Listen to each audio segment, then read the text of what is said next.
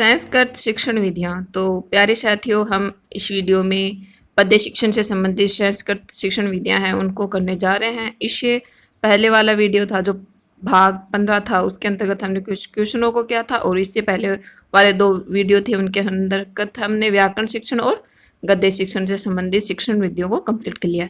तो इस वीडियो में हम क्या करेंगे, पद्य शिक्षण से संबंधित जितनी भी विधियाँ हैं उनको कंप्लीट पढ़ेंगे।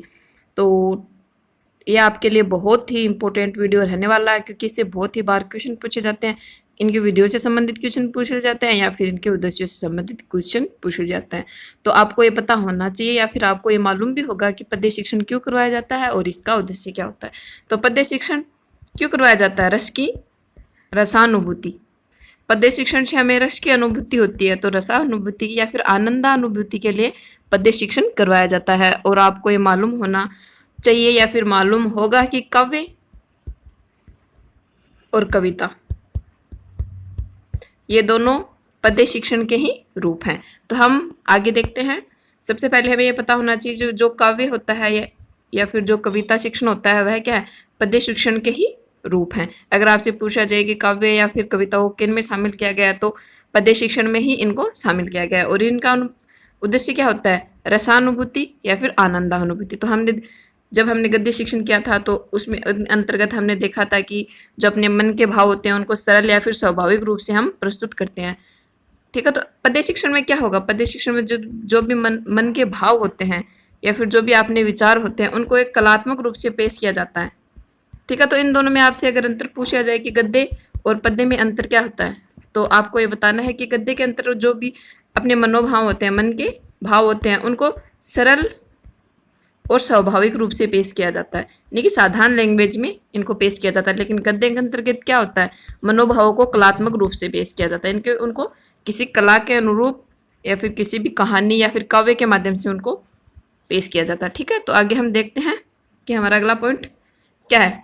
तो आपको पता चल गया कि, और ये बहुत ही पर आपको जितनी भी शिक्षण विधियाँ अलग अलग, जैसे गद्य की शिक्षण विधि है, पद्य की शिक्षण विधि है, व्याकरण की और नाटक शिक्षण विधि और कहानी शिक्षण विधि और अनुवाद शिक्षण विधि, इतनी शिक्षण विधियों को हम अलग अलग पढ़ेंगे। तो आपको सब में ये पता होना चाहिए कि इन सब का उद्देश्य क्या है, इन सब के अलग अलग उद्देश्य हैं, और इनमें जो प्रयुक्त होने वाली जो विधियां हैं उनके बारे में आपको ज्ञात होना चाहिए, क्योंकि बहुत ही बार इनसे संबंधित क्वेश्चन आपसे डायरेक्टली पूछे जाते हैं जो कि बहुत ही आसान होते हैं, लेकिन हम ध्यान नहीं देते तो वो हमारे लिए बहुत ही हार्ड हो जाते हैं। ठीक है, तो हम देखते हैं कि गद्य शिक्षण क्या होता है। काव्य, कविता या पद्य साहित्य की वह विधा है। इसमें बताया गया है कि काव्य, कविता या पद्य, यानी कि पद्य के अंतर्गत काव्य और कविता भी शामिल है। तो काव्य, कविता या पद्य साहित्य की वह विधा है जिसमें किसी कहानी या मनोभाव को कलात्मक रूप से किसी भाषा के द्वारा अभिव्यक्त किया जाता है। तो अभी मैंने आपको बताया था कि इसमें जो मनोभाव होते हैं या फिर जो कहानी हमें बच्चों को बतानी है वह कलात्मक रूप से बतानी होती है। ठीक है, कलात्मक रूप से हम बच्चे के सामने पेश करते हैं। और तो हमारा पहला पॉइंट हो गया, काव्य, कविता या पद्य साहित्य की वह विधा है जिसमें किसी कहानी या मनोभाव को कलात्मक रूप से किसी भाषा के द्वारा अभिव्यक्त किया जाता है।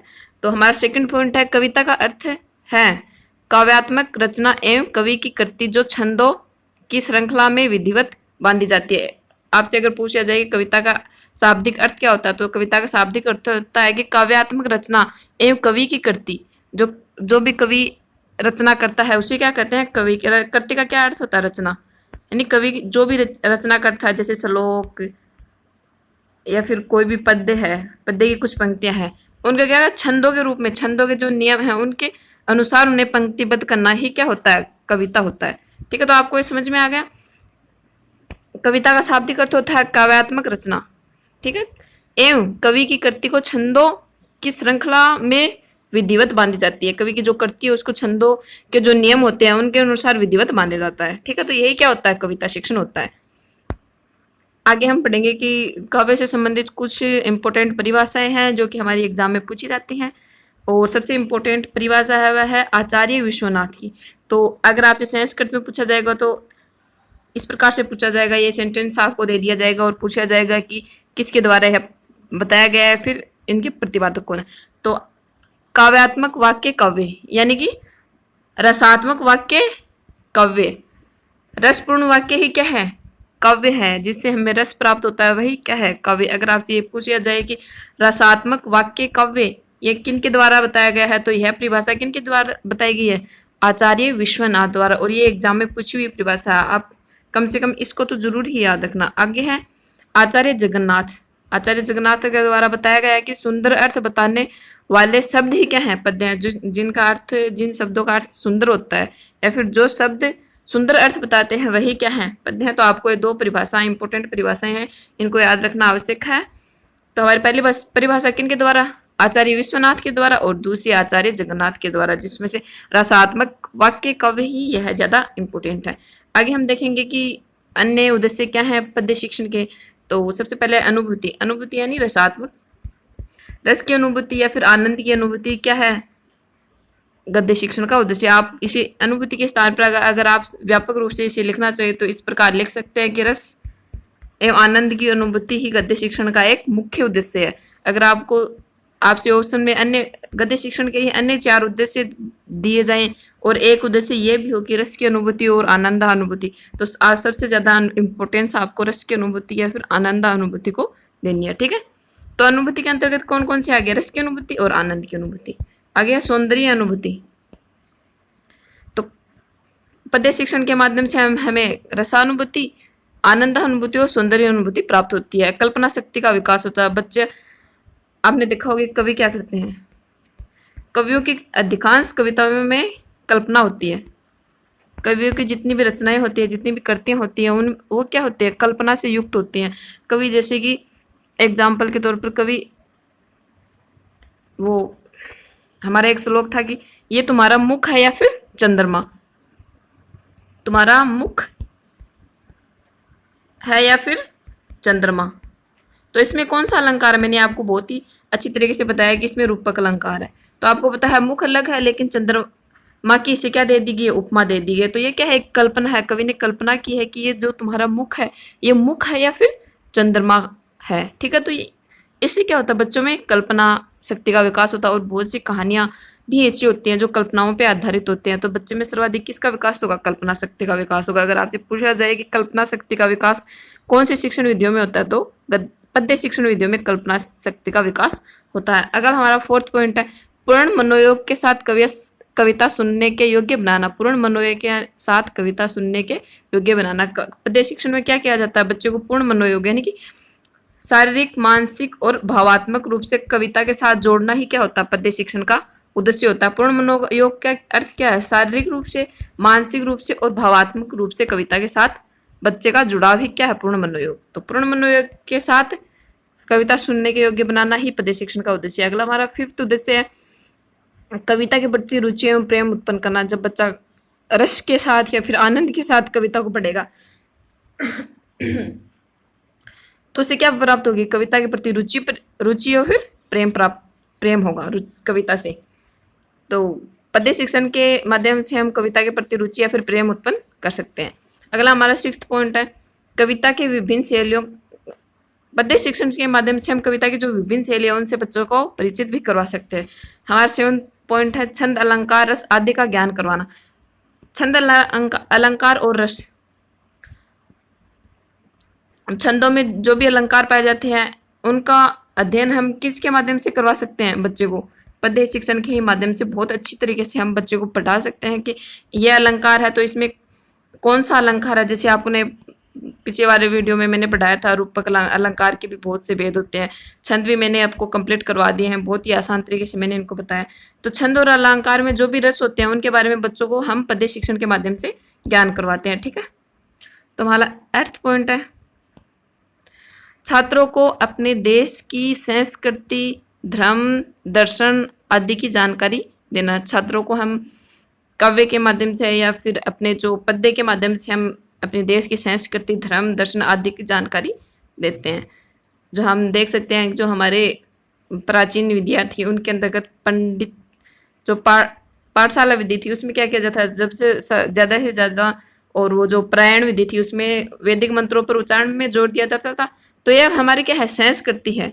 तो पद्य के माध्यम से हम हमारी जो संस्कृति है, हमारे जो जितने भी धर्म है, धर्म के जो भी मेन जो उद्देश्य होते हैं उनको श्लोकों के माध्यम से ही तो बताया गया। तो हम क्या कर सकते हैं, बच्चे में पद्य के माध्यम से संस्कृति, धर्म और दर्शन आदि की जानकारी बच्चे को दे सकते हैं। और ये हमारा 9 पॉइंट हो गया, कल्पना शक्ति और तर्क शक्ति का विकास करना। जब बच्चे में कल्पना शक्ति का विकास होगा तो तर्क शक्ति का भी अपने आप विकास हो जाएगा। और कल्पना शक्ति का किस प्रकार से विकास होगा ये मैंने आपको बता दिया है, ठीक है। तो अब हम देखेंगे कि हम पद्य शिक्षण में कौन कौन सी शिक्षण विधियों को पढ़ेंगे। तो हमारी पहली विधि होगी दंडान्वय, फिर खंडान्वय, फिर गीत विधि, फिर भाषानुवाद विधि, व्याख्या विधि, भाष्य विधि, तुलना विधि, टीका विधि और समीक्षा विधि। इन सब विधियों को हम आगे करने जा रहे हैं। आपको ये पता होना चाहिए कि अगर आपसे पूछा जाए कि पद्य शिक्षण की श्रेष्ठ विधि कौन सी है, तो पद्य शिक्षण की श्रेष्ठ विधि खंडान्वय विधि है। और मैंने आपको ये भी बता दिया ताकि आपको ये याद रहे। अगर आपसे पूछा जाए, अगर आपसे व्याकरण शिक्षण की श्रेष्ठ विधि पूछा जाए तो आगमन निगमन विधि व्याकरण शिक्षण की श्रेष्ठ विधि है। अगर आपसे पद्य शिक्षण की श्रेष्ठ विधि पूछे जाए तो पद्य शिक्षण की श्रेष्ठ विधि कौन सी है, खंडान्वय विधि पद्य शिक्षण की श्रेष्ठ विधि है। और आपको एक क्वेश्चन पता होना चाहिए कि पद्य शिक्षण की विधियां कौन सी है, गद्य शिक्षण की विधियां कौन सी है और व्याकरण शिक्षण की विधियां कौन सी है। आप देखेंगे कि ये सारी विधियां क्या है, अलग अलग विधियां, जिसमें से कुछ मेन विधियां होती है जैसे दंडान्वय। आपसे पूछे कि दंडान्वय विधि किससे संबंध रखती है, तो पद्य शिक्षण से संबंध रखती है। अगर आपसे पूछा जाए कि उद्बोधन विधि कौन से शिक्षण से संबंध रखती है, तो वह गद्य शिक्षण से संबंध रखती है। तो हमारी पहली विधि है गीत विधि। तो गीत विधि के अंतर्गत क्या होता है, गीत की विधि के अंतर्गत ये होता है कि गीत के माध्यम से यानी लय और ताल के साथ बच्चों को गद्य शिक्षण करवाया जाता है। जो भी कविता होती है, जो भी कहानी होती है, उसको गीत के माध्यम से बच्चों को अध्ययन करवाया जाता है। या फिर लय, गीत विधि का एक मुख्य विशेषता यह होगी कि इसमें लय और ताल के साथ बच्चे को पद्य शिक्षण करवाया जाता है। तो हम देखते हैं कि इसमें क्या लिखा हुआ है। कविता शिक्षण की सबसे उत्तम प्रणाली गीत विधि को कहा माना गया है। अगर आपसे पूछा जाए कि कविता शिक्षण की सबसे उत्तम प्रणाली कौन सी है, तो वह कौन सी होगी, गीत विधि होगी। क्योंकि इस विधि में कविता में आने वाले उतार चढ़ावों को ध्यान रखते हुए लय व ताल के साथ कविता का सहस्वर वाचन करवाया जाता है। इसमें क्या किया जाता है, कविता में जो भी उतार चढ़ाव आते हैं उनको ध्यान में रखते हुए लय व ताल के साथ सहस्वर वाचन करवाया जाता है। और सहस्वर वाचन क्या होता है, मैंने पिछले वाले वीडियो में जब हमने पठन कौशल किया था तो मैंने आपको बहुत ही अच्छी तरीके से ये समझाया था, ठीक है, कौशलों के जो वीडियो था उसके अंतर्गत। तो गीत विधि में क्या होता है, इसमें जो कविता होती है उसकी उतार चढ़ाव को आप समझ सकते हैं। कविता में कभी जो शिक्षक होता है, अध्यापक होता है, उसको कभी जोर से बोलना पड़ता है या फिर जो भी कविता का भाव होगा उसके अनुसार वह शिक्षण कार्य बच्चों को करवाना होगा। तो गीत विधि में उतार चढ़ाव को ध्यान में रखते हुए लय व ताल के साथ सहस्वर वाचन करवाया जाता है। अगले हमारा पॉइंट है, इस विधि में अध्यापक एक पंक्ति गाता है तथा बाद में विद्यार्थी उसका अनुकरण करते हैं। इस विधि में क्या होगा, अध्यापक पहले पंक्ति बच्चों को गाकर सुनाता है। यह अध्यापक जब पंक्ति गा रहा है तब वह कौन सा वाचन कर रहा है, आदर्श वाचन कर रहा है। और जब बच्चे उसका अनुकरण कर रहे हैं, अध्यापक का अनुकरण कर रहे हैं, तो वह कौन सा वाचन हो गया, अनुकरण वाचन हो गया। तो आपको पता चल गया कि गीत विधि में क्या होता है। गीत विधि में बस ये लाइन आपको याद रखनी है कि इसमें सहस्वर वाचन लय और ताल के साथ करवाया जाता है। अगले हमारी विधि हुई खंडान्वय विधि। आपको मैं यहाँ पे एक अंतर बता दूँ, ये हमारी बहुत ही अच्छी विधि है और लगभग जो क्वेश्चन पूछाते हैं वह दंडान्वय और खंडान्वय विधि से पूछे जाते हैं। तो खंडान्वय विधि क्या होती है और दंडान्वय विधि क्या होती है। तो सबसे पहले है खंडान्वय विधि। खंडान्वय विधि के अंतर क्या होता है कि जो श्लोक होता है, आपको मैं विस्तार रूप में आगे बताऊंगी, जो मेन अंतर है वो यहीं पे बता देती हूँ। जो श्लोक होता है खंडान्वय विधि में होगा कि ये श्लोक है मान लो, और इसमें भी ये श्लोक है। तो खंडान्वय विधि में जो प्रश्न पूछे जाएंगे बच्चे से वह उस श्लोक से ही पूछे जाएंगे। जैसे कोई श्लोक है, मान लो ये पंक्ति है कि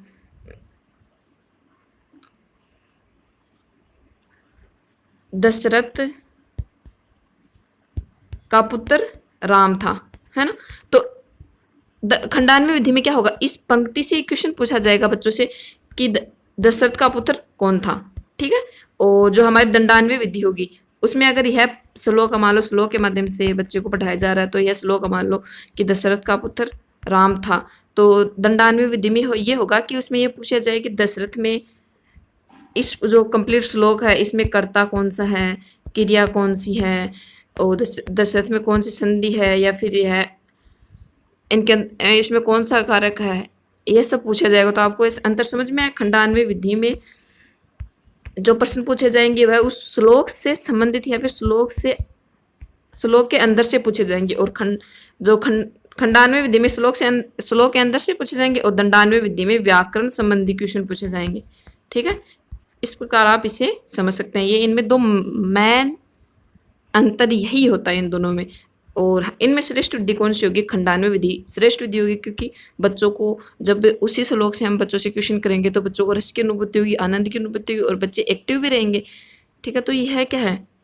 खंडान्वय विधि व्याकरण शिक्षण की, ये नहीं इसकी पद्य शिक्षण की। हम पद्य शिक्षण का अध्ययन कर रहे हैं तो पद्य शिक्षण की खंडान्वय विधि श्रेष्ठ विधि है। ठीक है, तो सबसे पहले हम देख लेते हैं कि खंडान्वय विधि क्या होती है।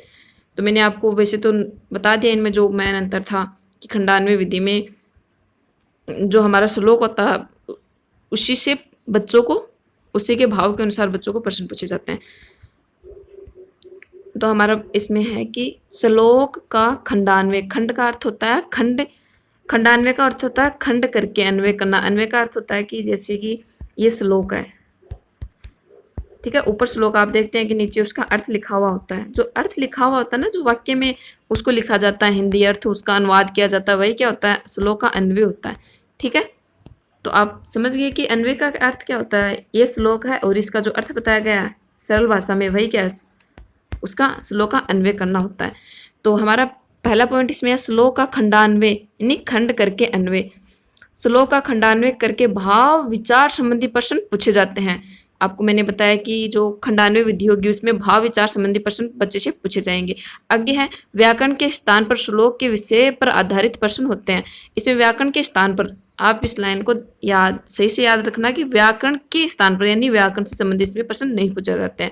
तो व्याकरण के स्थान पर श्लोक के विषय पर आधारित प्रश्न होते हैं। श्लोक का अन्वय करने के लिए सर्वप्रथम श्लोक के प्रधान वाक्य को खोजा जाता है। श्लोक का अन्वय करने के लिए जो भी उसमें प्रधान वाक्य है उसको खोजा जाता है। तो आप ये समझ के होंगे कि खंडान्वय विधि में क्या होता है। श्लोक का खंडान्वय करके भाव विचार संबंधी प्रश्न पूछे जाते हैं। व्याकरण के स्थान पर श्लोक के विषय पर आधारित प्रश्न होते हैं। और जब हमें जो सबसे पहले हमें श्लोक में क्या करना होता है, श्लोक का अन्वय करके सर्वप्रथम श्लोक के प्रधान वाक्य को खोजा जाता है। ठीक है, तो आई होप आपको समझ में आ गया होगा। अगर आपको वीडियो अच्छा लगे तो वीडियो को लाइक, शेयर एंड सब्सक्राइब जरूर करें। अगला हमारा यह पॉइंट है कि यह पद्य शिक्षण की श्रेष्ठ विधि है। अगर आपसे पूछा जाए कि पद्य शिक्षण की श्रेष्ठ विधि कौन सी है, तो यह खंडान्वय विधि पद्य शिक्षण की श्रेष्ठ विधि है। और ये बहुत बार पूछा भी हुआ क्वेश्चन है।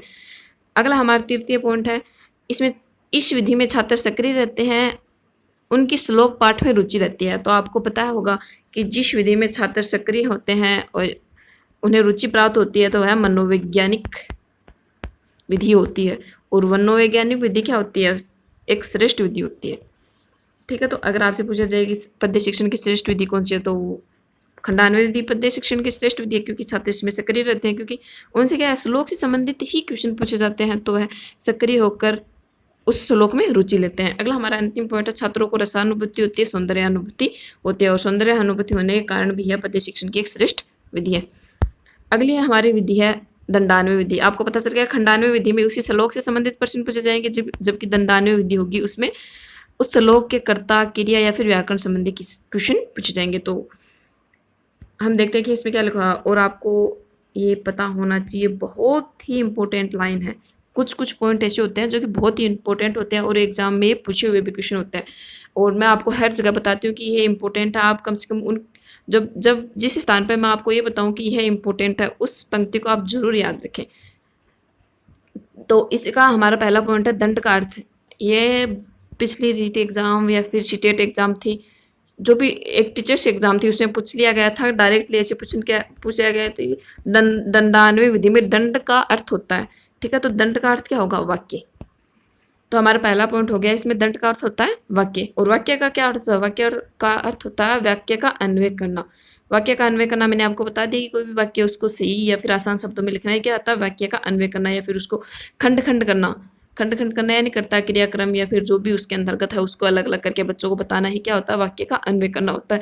अगला हमारा पॉइंट है संपूर्ण श्लोक का पूर्ण वाक्य में परिवर्तन करना, दंडान्वय विधि कहलाता है। संपूर्ण श्लोक आपको पता होगा संस्कृत भाषा में होता है, या फिर जो भी हम लैंग्वेज पढ़ रहे हैं उस भाषा में वह श्लोक होता है, छंद होता है, तो उसको क्या किया जाता है? पूर्ण वाक्य में परिवर्तित किया जाता है। और पूर्ण वाक्य में आप समझ सकते हैं कि श्लोक के नीचे जो भी अर्थ लिखा होता है वही क्या होता है, उसका पूर्ण वाक्य में परिवर्तन होता है। तो हमारा तृतीय पॉइंट हो गया कि संपूर्ण श्लोक का पूर्ण वाक्य में परिवर्तन करना दंडान्वय विधि कहलाता है। अगला हमारा पॉइंट है, इस विधि में श्लोक का अन्वय किया जाता है।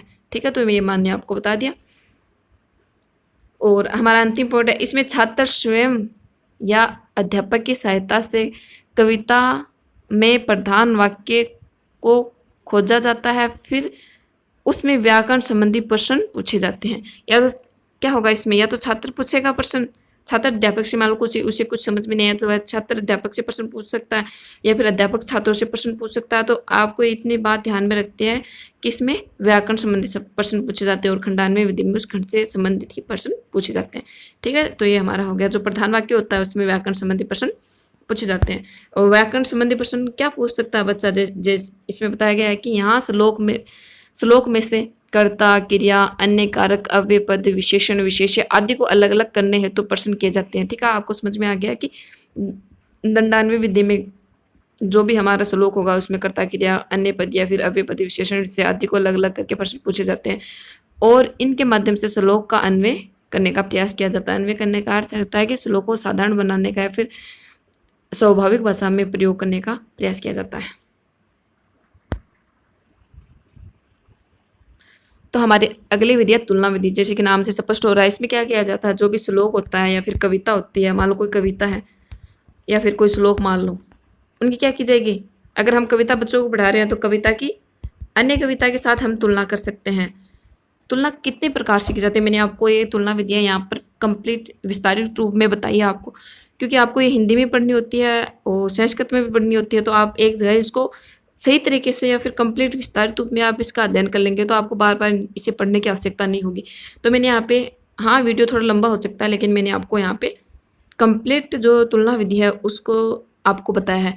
आपको इसको इस प्रकार समझ सकते हैं कि हम तुलना किस प्रकार कर सकते हैं, क्या क्या किन किन माध्यमों से हम तुलना कर सकते हैं। तो जैसे कि मान लो कोई कविता है तो कविता की तुलना या तो हम अन्य कविता के साथ कर देंगे कि इन दोनों में यह समानता है, या फिर इस कविता की तुलना जिस कवि द्वारा ये लिखी गई है उसी कवि की कोई अन्य कविता बच्चों को बताकर तुलना कर सकते हैं। ठीक है, या फिर कोई अन्य भाषा है, कोई दूसरी भाषा मान लो आप संस्कृत में बच्चे को पढ़ा रहे हो लेकिन हिंदी में भी उससे संबंधित या फिर इस कविता से संबंधित कोई संबंध रखने वाली कविता है तो उसकी तुलना बच्चों से करके हम बच्चों को अच्छी तरीके से समझा सकते हैं। ठीक है, तो तुलना का वैसे तो आप सब जानते हैं कि तुलना करते होता दोनों में जो समानताएं हैं या फिर जो अंतर है उनको बताने क्या होता है, तुलना होता है। तो हम देखते हैं कि आगे हमारी तुलना विधि में क्या लिखा हुआ है।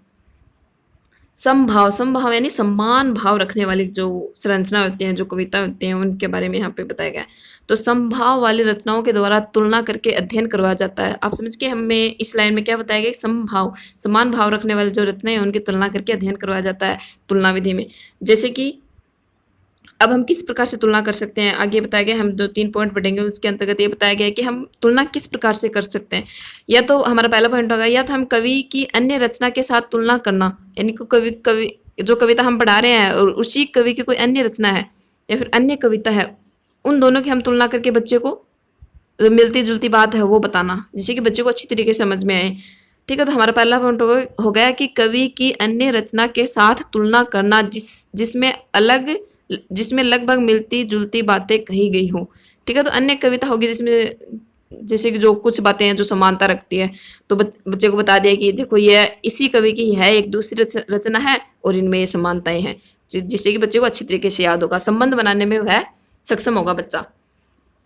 ठीक है, तो हमारा सेकंड पॉइंट है अन्य कवि की रचना से तुलना, यानी कि कोई अन्य कवि है, उस कविता का कवि अलग है और जो दूसरी कविता हम बच्चे को बता रहे हैं उसका जो कवि है वो अलग है, तो उन दोनों की तुलना करके हम बच्चे को तुलना विधि से पढ़ा सकते हैं। हमारा तृतीय पॉइंट है अन्य भाषा के कवि के साथ तुलना करना है। जो अन्य भाषा के कवि हैं उनकी जो कविता है उनके साथ हम बच्चे को तुलना करके समझा सकते हैं। हमारा अगला पॉइंट है, यह विधि माध्यमिक व उच्च स्तर पर उपयोगी होती है, क्योंकि प्राथमिक स्तर पर बच्चे इतना सक्षम नहीं होता है कि वह तुलना कर सके, तो यह माध्यमिक व उच्च स्तर पर उपयोगी है।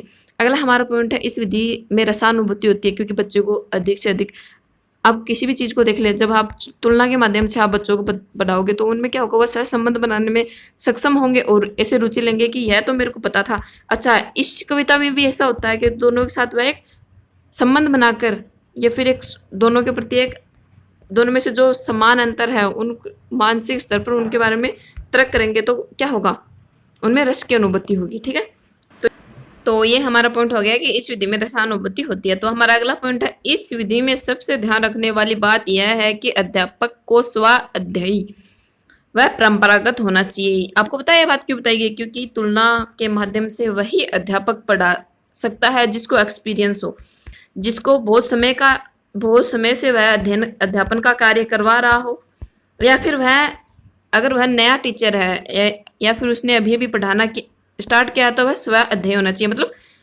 बच्चों को पढ़ाने से पहले वह स्वयं अध्ययन करके आए उस कविता का, या फिर उससे संबंध अगर उसे तुलना विधि के माध्यम से पढ़ाना तो उसे वह स्वयं अध्ययन करके आए कि मुझे इन कविताओं के माध्यम से बच्चे को तुलना करके बतानी है। ठीक है, तो तुलना विधि में वही शिक्षक श्रेष्ठ हो सकता है जिसको पहले से एक्सपीरियंस हो या फिर वह स्वयं अध्ययी हो। ठीक है, और परंपरागत का अर्थ हो गया कि एक्सपीरियंस हो उसे पहले से पढ़ाने का। आपको पता है, अब तक जब तक आप किसी चीज को जानोगे नहीं तब तो आप उसमें तुलना किस प्रकार से कर सकते हो? अगर आपको बहुत सारा ज्ञान है तभी आप तुलना कर पाएंगे उस चीज के बारे में। तो हमारे इसमें अंतिम पॉइंट है, इस विधि द्वारा बालकों के ज्ञान व तर्क शक्ति में वृद्धि होती है। तुलना विधि के द्वारा बालकों के जो ज्ञान होता है या फिर तर्क शक्ति उसमें वृद्धि होती है, क्योंकि तुलना के माध्यम से हम बच्चों को पढ़ाते हैं तो ज्ञान तो ऑब्वियसली ज्ञान में तो उसकी वृद्धि होगी क्योंकि दो कविताओं के माध्यम से हम बता रहे हैं, दूसरी कविता को भी हम उसके साथ जोड़ के बता रहे हैं और दोनों कविताओं को वह अध्ययन करेगा तो उसमें तर्क शक्ति का भी विकास होगा। अगली हमारी विधि है रसास्वादन विधि। रसास्वादन विधि भी गद्य शिक्षण की एक अच्छी विधि है। तो इस विधि में बताया गया है कि रसास्वादन विधि का प्रयोग कविता पाठ करने में किया जाता है। आपसे पूछा जाएगी रसास्वादन विधि का प्रयोग कब किया जाता है, तो कविता पाठ करने में रसास्वादन विधि का प्रयोग किया जाता है। इस विधि का उद्देश्य बालकों को रस व आनंद की प्राप्ति कराने में सक्षम बनाना है। इस विधि का तात्पर्य है कि बालकों को रस या फिर आनंद की प्राप्ति हो। यह विधि प्राथमिक स्तर के लिए उपयोगी है और यह विधि मनोवैज्ञानिक विधि है, क्योंकि जहां पर रस या फिर आनंद की प्राप्ति होती है वह हमेशा मनोवैज्ञानिक विधि होगी और अच्छी विधि होगी। अगली हमारी विधि है व्याख्यान विधि, और मैंने आपको यहाँ पे व्याख्यान विधि भी बहुत ही अच्छी तरीके से समझाई है, क्योंकि बहुत हमारे पद्य शिक्षण में भी आती है व्याख्यान विधि। और जो भी हमारी अन्य शिक्षण विधि है, अगर आप अन्य सब्जेक्ट की शिक्षण विधियाँ में पढ़ रहे हैं, मान लो आप मैथ की में हो तो मैथ की, या फिर साइंस के हो तो साइंस की, या फिर हिंदी में तो व्याख्यान विधि सभी जगह आती है, तो मैंने आपको यहाँ पे थोड़ा विस्तार से व्याख्यान विधि को बता दिया। वैसे व्याख्यान विधि का मेन पॉइंट यही होता है कि जो बच्चे की समस्या होती हैं या फिर जो भी त्रुटियां बच्चे को कर रहा है उसको व्याख्यान के माध्यम से बच्चे को बताया जाता है। तो हम देखेंगे कि हमारी व्याख्यान विधि में क्या लिखा हुआ है। तो व्याख्यान विधि, इसमें अध्यापक पद्य का वाचन करता है तथा शब्दांश बालकों को अर्थ समझाता है। जो भी शब्दांश होते हैं उनका बालकों को अर्थ समझाता है। इसमें क्या करता है, अध्यापक वाचन का कार्य करता है। वाचन का मतलब सबसे पहले बच्चे को अध्ययन करवाता है, उसके पश्चात जो भी शब्द होते हैं उनका बालकों को अर्थ समझाता है। अगला हमारा पॉइंट है, इस विधि में केवल अध्यापक ही सक्रिय रहता है। व्याख्यान विधि में आपसे देखा होगा कि यह विधि एक अच्छी विधि नहीं मानी जाती, क्योंकि अध्यापक ही इसमें जो बच्चों के ज्ञानात्मक स्तर है, बच्चों को सर्वाधिक ज्ञान दिया जाता है। आप इस प्रकार से समझ सकते हैं कि बच्चों को व्याख्यान विधि में अधिक से अधिक उनके मानसिक स्तर या फिर उनको ज्ञान दिया जाएगा तो बच्चों के मानसिक स्तर का तो विकास हो जाएगा, लेकिन जो अन्य स्तर है ज्ञानात्मक और क्रियात्मक स्तर, इनका विकास नहीं हो पाएगा। और इसमें अध्यापक ही सक्रिय रहता है, क्योंकि अध्यापक ही व्याख्यान के माध्यम से जो भी विषय वस्तु होती है उसका अध्ययन बच्चों को करवाता है। तो हमारा तृतीय पॉइंट है, यह विधि माध्यमिक व उच्च माध्यमिक स्तर के लिए उपयोगी है। ठीक है, हमारे इसमें देखेंगे कि व्याख्यान विधि में कितने चरण होते हैं, किन किन के माध्यम से व्याख्यान विधि करवाई जाती है। तो हमारा पहला पॉइंट है प्रसंग। इसमें कवि तथा कविता का परिचय दिया जाता है। तो प्रसंग होता है, उसके अंतर्गत जो भी हमारी कविता हम बच्चों को करवा रहे हैं उनके बारे में बच्चे को बताया जाता है कि इसका कवि कौन सा है और इसके अंतर्गत हम क्या इस कविता कवि कौन है और इस कविता के अंतर्गत हम क्या पढ़ेंगे। ठीक है, तो यह किस में आ गया, प्रसंग में आ गया। अब व्याख्या में क्या होगा, जो भी कठिन शब्द होंगे उनका निराकरण व्याख्या में किया जाता है। तो आपसे पूछा जाए कि व्याख्या में क्या होगा, व्याख्या में होगा इसमें कठिन या फिर काठिन्य निवारण किया जाता है। आपको ये यहाँ पे सही लिखना है, वो क्या है कि कुछ मिस्टेक्स हो जाती हैं टाइपिंग करते समय। यहाँ पे काठिन्य, ठीक है। तो जब भी आप नोट्स बनाओ तो इसको ध्यान से लिख लेना कि कठिन नहीं है, यहाँ पे क्या है, काठिन्य। अब कठिन शब्दों का निराकरण किया जाता है, इस प्रकार भी आप लिख सकते हैं, लेकिन ये काठिन्य निवारण किया जाता है, ये अच्छा रहेगा इसमें। ठीक है, तो व्याख्यान विधि में क्या जाता है, इसमें काठिन्य निवारण, यहाँ पे लिख लेना, काठिन्य निवारण किया जाता है। और काठिन्य निवारण किस प्रकार से किया जाएगा, इसके 3 पॉइंट आगे बताए गए हैं कि प्रवचन के माध्यम से काठिन्य निवारण किया जा सकता है। और प्रवचन विधि मैंने आपको जो गद्य शिक्षण पढ़ा था वहां पे बहुत अच्छी तरीके से समझाई थी। व्याख्या के द्वारा और व्याकरण के द्वारा क्या किया जाता है, जो काठिन्य निवारण किया जाता है। तो हम सबसे पहले देखेंगे प्रवचन के माध्यम से हम कैसे काठिन्य निवारण करते हैं। तो प्रवचन के माध्यम से विलोम शब्द पर्यायवाची द्वारा अर्थ बताया जाता है। कोई भी शब्द है मान लो, उसका या तो विलोम शब्द बता देंगे या फिर पर्यायवाची बताकर बच्चे को आसान शब्दों में समझाएंगे। तो प्रवचन विधि में हो गया कि विलोम शब्द पर्यायवाची द्वारा अर्थ बताया जाता है। इसमें सीधा अर्थ नहीं बताया जाता, बच्चे को डायरेक्टली अर्थ नहीं बताया जाता, उससे क्या किया जाता है, अर्थ निकलवाने की कोशिश की जाती है। तो जो भी हमारा शब्द होगा उसका या तो हम विलोम शब्द बच्चे को बता देंगे या फिर पर्यायवाची हम बच्चे को बता देंगे। अगला हमारा सेकंड पॉइंट है व्याख्या द्वारा। व्याख्या द्वारा कैसे, कोई दृष्टांत देकर, दृष्टांत यानी कोई अन्य उदाहरण, जो भी हम शब्द बच्चे को समझाना चाहते हैं, तो भी वाक्य हम बच्चे को समझाना चाहते हैं, उसका अन्य उदाहरण देकर, दृष्टांत का अर्थ होता है कोई उससे मिलता जुलता उदाहरण देकर हम बच्चे को समझा सकते हैं। तो हमारा सेकंड पॉइंट हो गया दृष्टांत उदाहरण जिससे बालक अर्थ बता दे। अगर हमारा तृतीय पॉइंट है व्याकरण द्वारा। तो व्याकरण द्वारा किस प्रकार, जैसे कोई शब्द उसकी संधि समास, उसमें शब्द में जो भी समास या फिर जो भी संधि प्रयुक्त हुई है उसके द्वारा बच्चे को अर्थ बताया जाएगा। अगर हमारा तृतीय पॉइंट है विषय।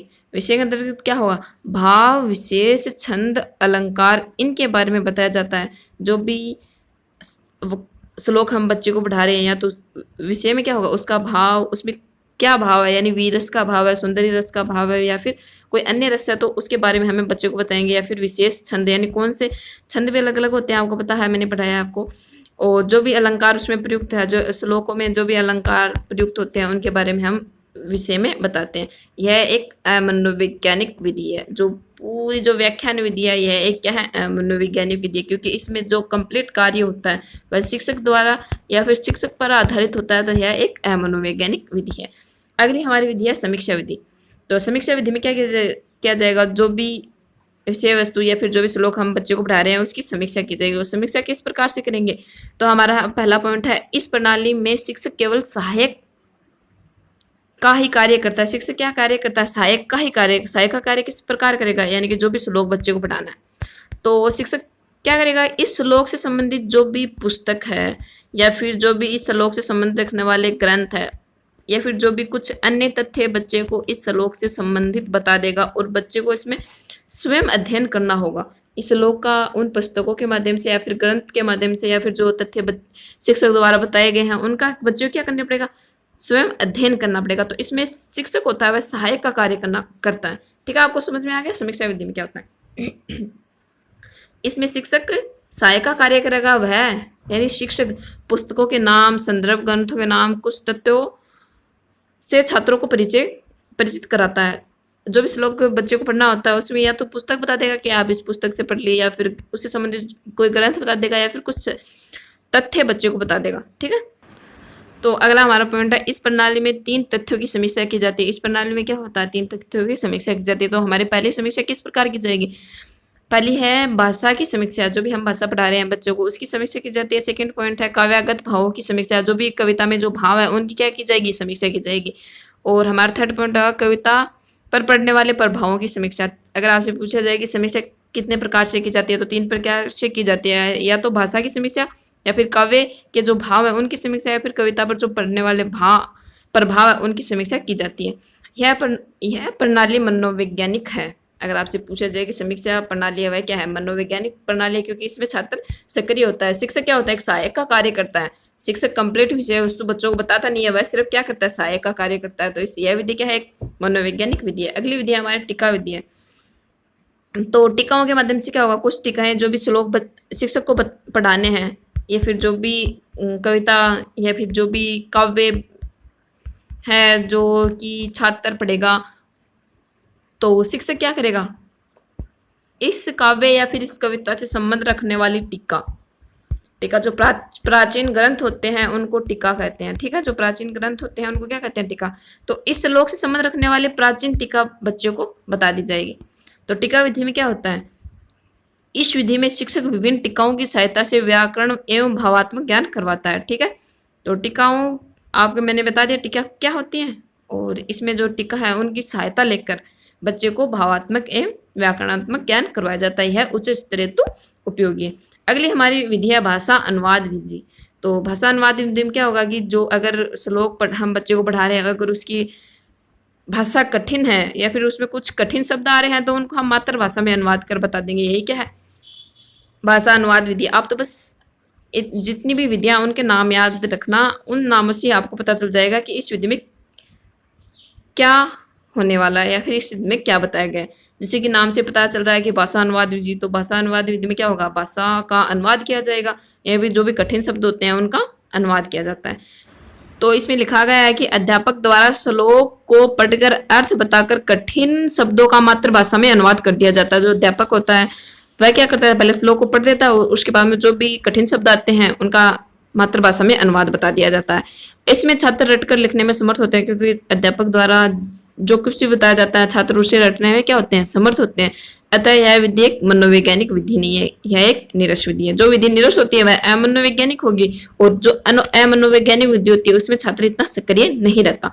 आप ये 3 पॉइंट याद रख सकते हैं कि अमनोवैज्ञानिक विधि हमेशा निरस होगी और इसमें छात्र सक्रिय नहीं होंगे। ठीक है, तो हम देख सकते हैं कि भाषा अनुवाद विधि में क्या होगा, छात्र के रटने पर बल दिया जाएगा या फिर छात्र इसमें रटने में समर्थ होता है, और भाषा अनुवाद विधि में जो भी कठिन शब्द आते हैं उनका मातृभाषा में अनुवाद कर दिया जाता है। अगली हमारी विधि है भाष्य विधि। तो इसमें लिखा गया है कि इसमें ऐतिहासिक उदाहरणों की प्रधानता होती है। जो भी ऐतिहासिक उदाहरण होते हैं उनकी प्रधानता होती है।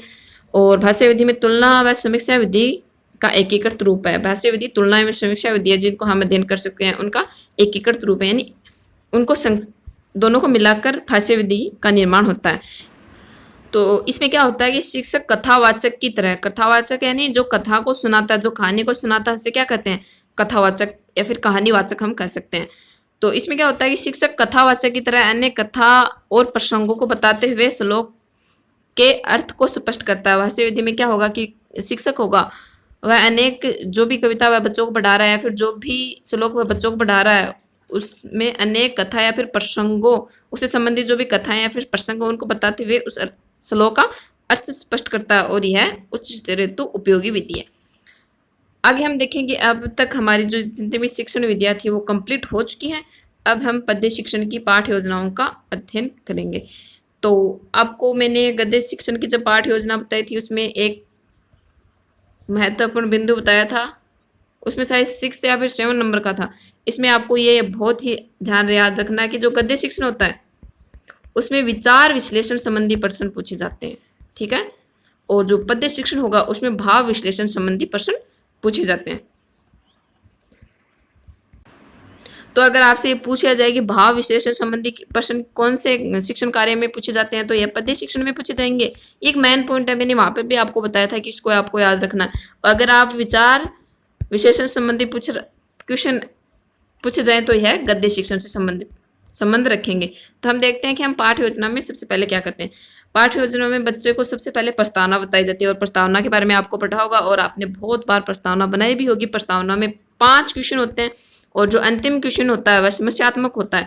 जो अंतिम क्वेश्चन होगा उसको उद्देश्य कथन का अर्थ होता है कि जो अंतिम क्वेश्चन है उसको हमारा जो पढ़ाने का क्वेश्चन, जो समस्यात्मक जो बिंदु रह गया है हमारा, उसका उद्देश्य क्या है, बच्चों को पढ़ाने का उद्देश्य क्या है हमारा उस बिंदु को। तो हम उद्देश्य के रूप में या फिर उद्देश्य कथन के रूप में जो अंतिम क्वेश्चन था, जो हमारा समस्यात्मक बिंदु का था, उसको एक उद्देश्य के रूप में बच्चे को बताते हैं। तो हमारे सबसे पहले हम प्रस्तावना के माध्यम से जो पूर्व ज्ञान है बच्चों को उनको जानेंगे। फिर जो हमारा क्वेश्चन था, अंतिम क्वेश्चन, समस्यात्मक क्वेश्चन, उसको पढ़ाने का उद्देश्य हम बच्चों को बताएंगे। उद्देश्य बताने के पश्चात हम बच्चों में जो हमारा मुख्य बिंदु था उसका प्रस्तुतिकरण करेंगे। प्रस्तुतिकरण हम किस प्रकार से करेंगे, आदर्श वाचन के माध्यम से करेंगे। सबसे पहले शिक्षक द्वारा उसके बारे में बताया जाएगा, जो भी बिंदु हमारा है उसके बारे में बच्चों को बताया जाएगा, और उसके बाद अनुकरण वाचन किया जाएगा। तो प्रस्तुतिकरण में क्या होता है, आदर्श वाचन और अनुकरण वाचन होता है। आदर्श वाचन और अनुकरण वाचन होने के पश्चात अशुद्धि संशोधन, जो भी अशुद्धियां होती है उनका निराकरण किया जाता है। और अशुद्धि संशोधन के पश्चात भाव विश्लेषण प्रश्न।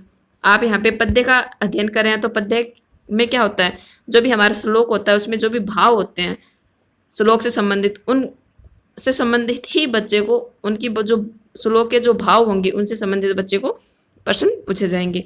और उसके बाद में यह फिर जो हमारा 7 पॉइंट है उसमें होंगे सौंदर्य अनुभूति प्रश्न। और आपने